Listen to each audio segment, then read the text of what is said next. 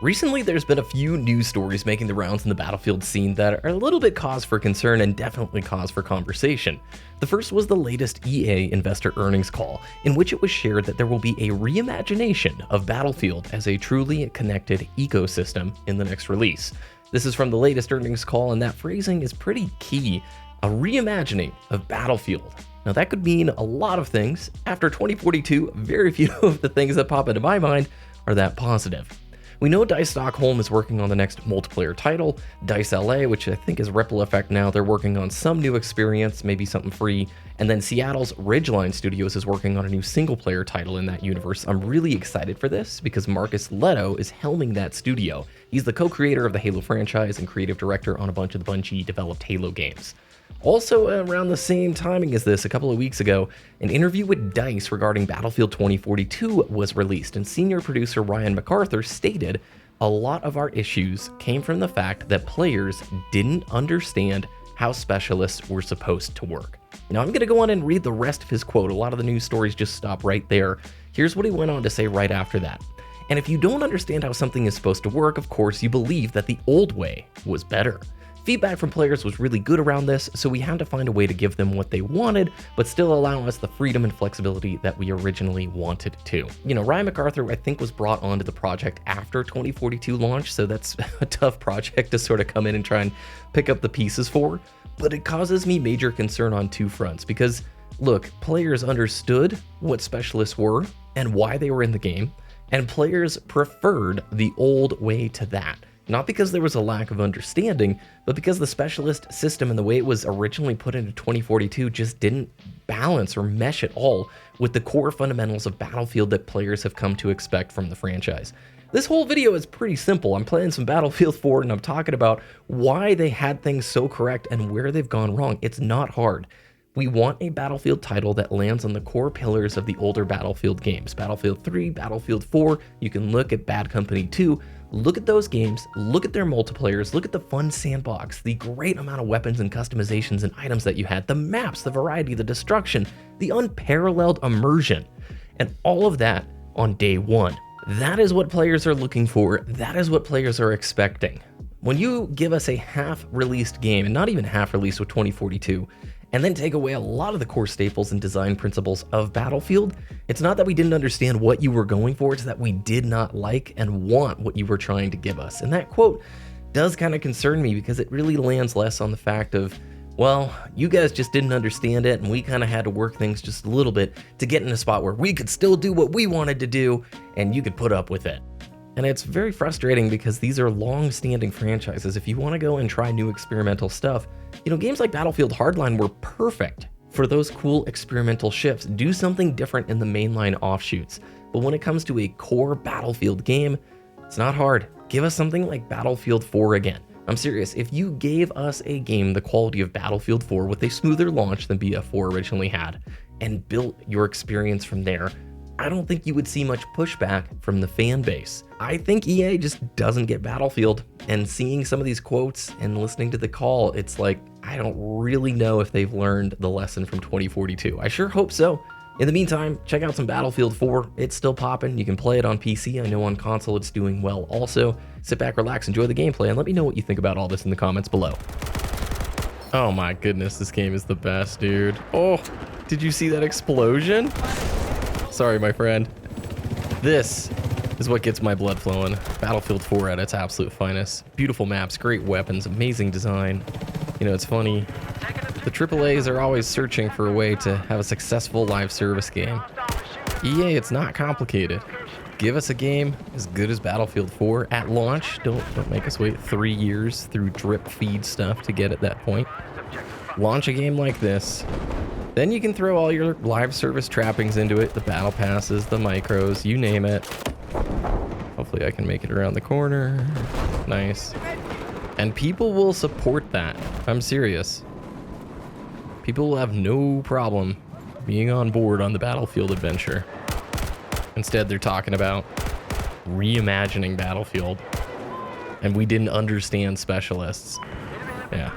Well, I'm pretty sure players did. They just didn't like it. In what other game do you get to start a match off like that? It's the best. Oh my gosh. Oh my gosh.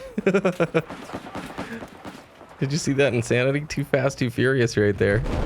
He needed a Tokyo drift while his guy on the turret turned and shot.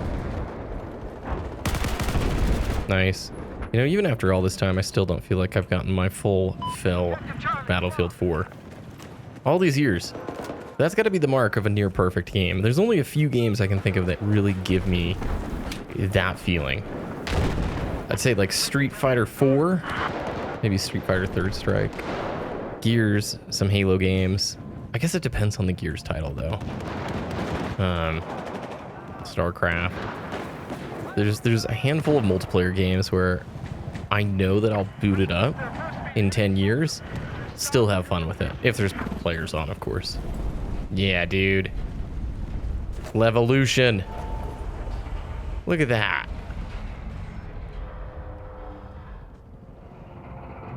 Are you hearing this? The sound design is so good. And check it out. New playable feature on the map. Oh, okay. A little early. That's impressive. I haven't seen anything like that in an FPS game. Well, since Battlefield 4. I know Battlefield 1 has some of those moments. But I still think Levolution in this game is probably top tier. You almost got the parachute out there. Woo! Got you, my friend. All right there. Dude, no. Can't do that. There's way too many of us. just let out the stealthy doom. Whoever smelt it dealt it. You know what they say.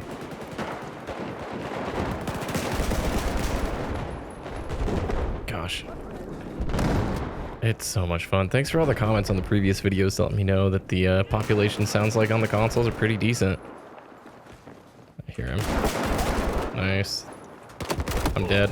Oh, he was weak. Otherwise, I would have died there. I was incredibly lucky.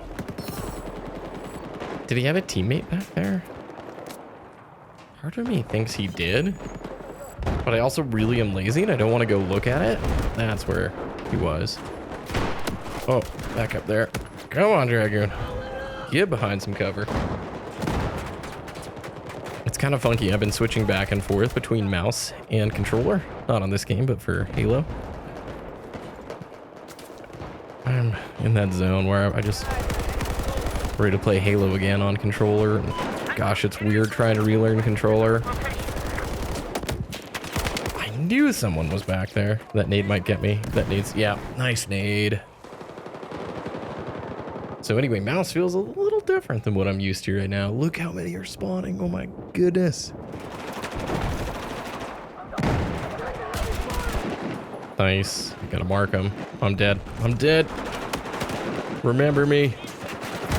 That man was brave to accept that revive and still go in for it. Oh, I hear it. I hear the defib. Come on, bro. Thank you, man. We are in like a precarious nade position. This could be ugly. Oh no. Okay, at least we got the smoke nade on us. Buys a little time.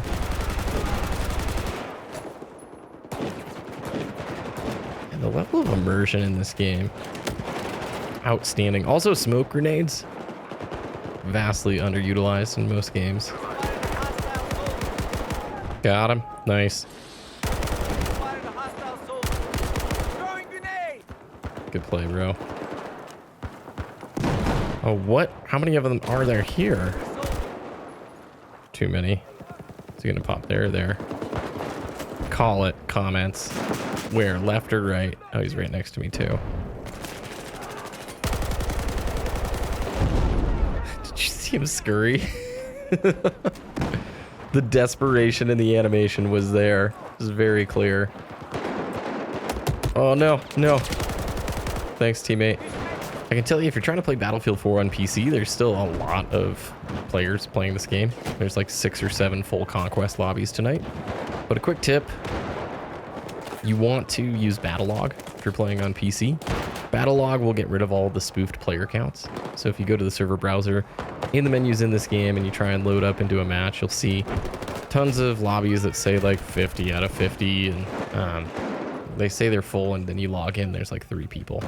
If you use Battlelog, you'll see the accurate player count numbers. That's important.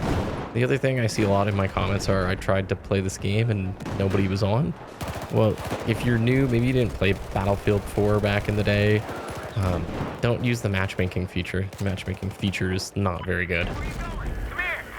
You want to use server browser for everything. Pick your favorite game type. Right now it's basically Conquest and a few like TDM servers and stuff, you know. But yeah, use server browser, don't use matchmaking, and then also use Battlelog. Battlelog you can just find if you Google it. It's kind of weird, back in the day they were pushing people towards that versus just in-game stuff, but whatever, it's useful now. So as we wrap up another match, highly recommend play Battlefield 4. It's on sale always. I hear on consoles it's actually pretty decent, like player populations and numbers, so keep playing this awesome game.